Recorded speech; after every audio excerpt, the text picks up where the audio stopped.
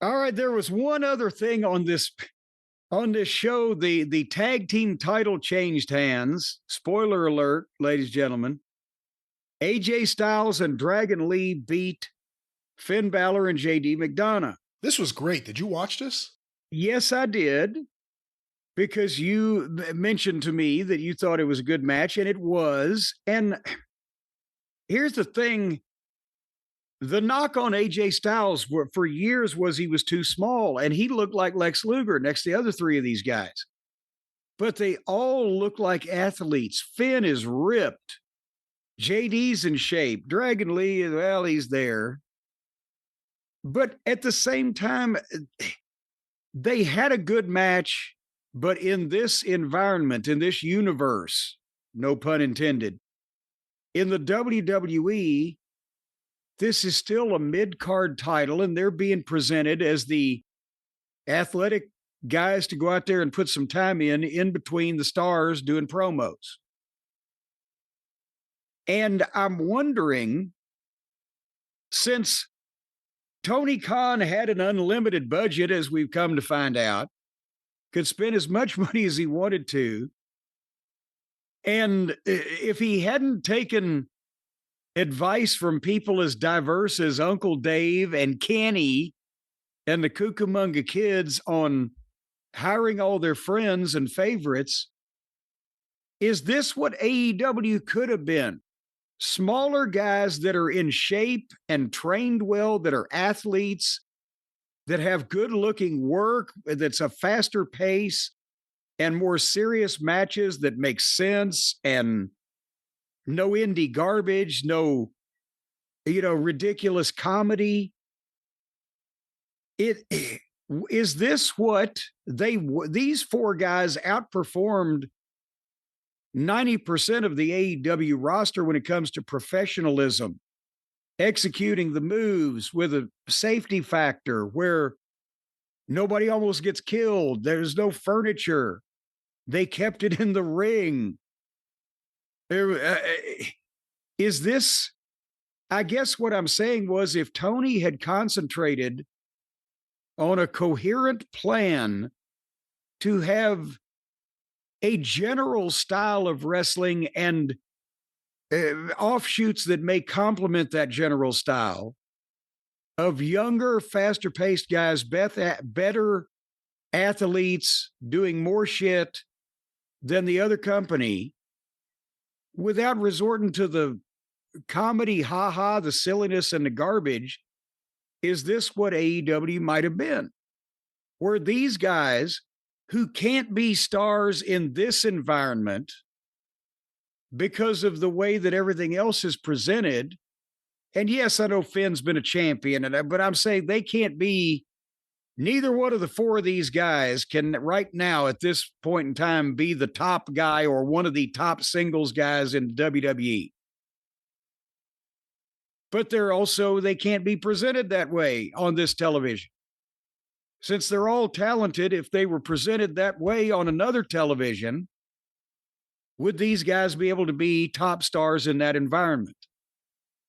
Is this maybe what AEW could have been if they weren't just all friends with a bunch of indie wannabes? I don't know, because at the end of the day, it also comes down to the management and Tony and the roster he picked, but this is what it probably, in a lot of ways, should have been as an alternative, but WWE adopted a lot of the things that became popular on the indies and which led to AEW.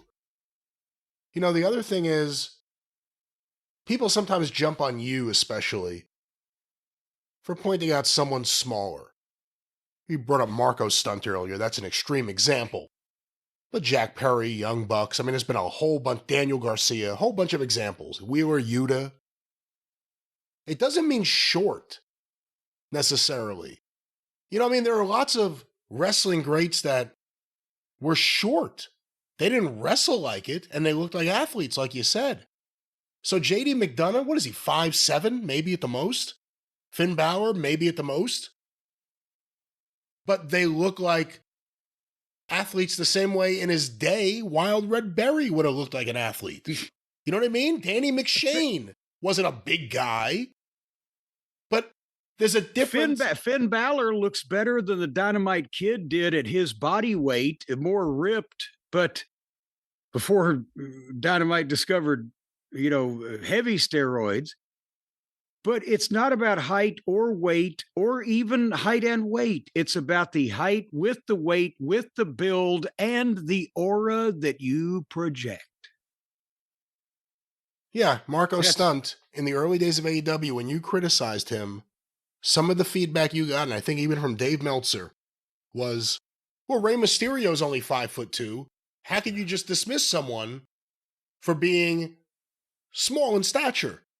And your argument was, not everyone's Rey Mysterio Jr. Yeah. That was a special talent. He wasn't just one of many. He was one of one. Why are we? And then there were people on Twitter putting up pictures side by side where even Ray still looked like goddamn Lex Luger physically next to Marco Stunt.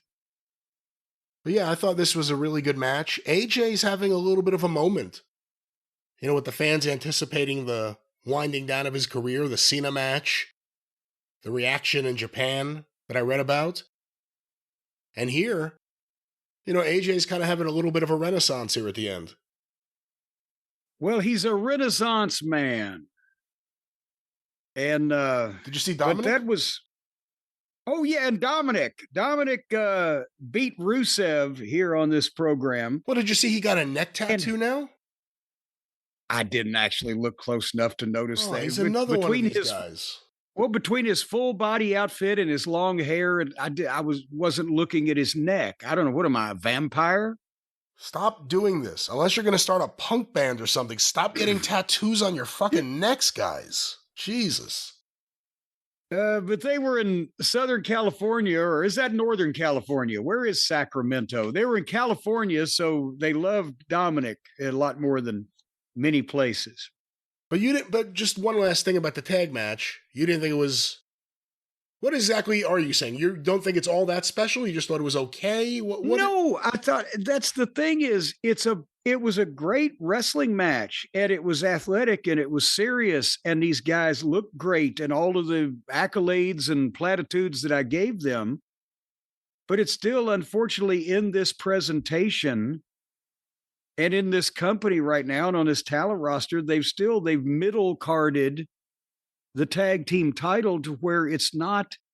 Now, if AJ Styles and Dragon Lee have a matchup coming in the next, month or whatever the fuck with Braun Breaker and Bronson Reed, and they lose the tag team titles to them, and then they start working against if the Usos are still together or if top baby faces want to team up, then you can elevate it again. But that's what I'm saying. It was a good match.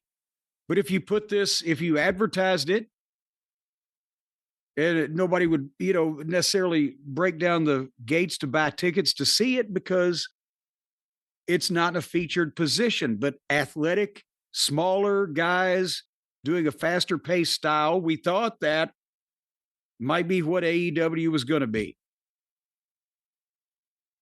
before they went all crazy on us with flamethrowers. Well, that was WWE Raw.